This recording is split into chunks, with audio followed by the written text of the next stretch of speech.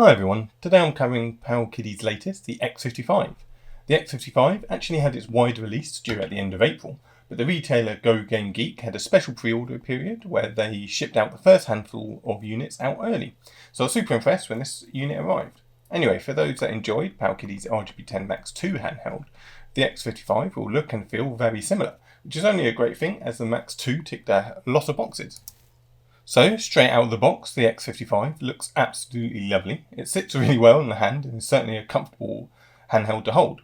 It has the RK5566 CPU, which is the same as the MBNX 353 range, among others. This essentially translates to fantastic emulation up to Nintendo DS, but is able to play some, but not all, of the Nintendo 64, Dreamcast and the PSP back catalogues. The X55 has a 5.5-inch IPS screen at a 720 by 1280 resolution, a 4000 mAh battery, 2 gigs of RAM and inbuilt Bluetooth and Wi-Fi, has micro HDMI out and has an emulation station Linux-based firmware, and the price comes in at under $140.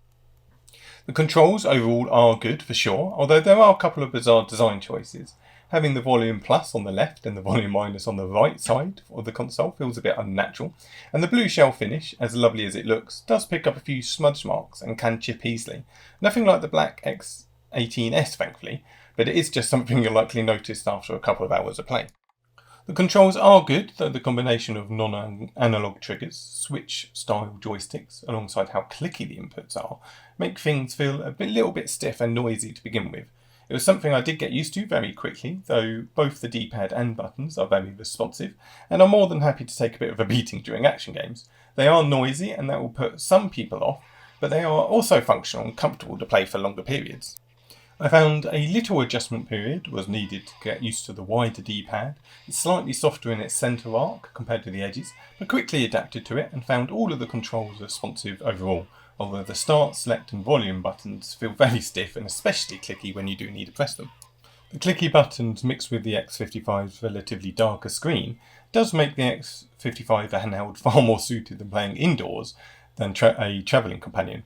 I found the brightness fine indoors, with the screen being fine to play on, but as you can see with the studio lights off and compared to other handhelds at max brightness, the X55 screen is considerably dimmer.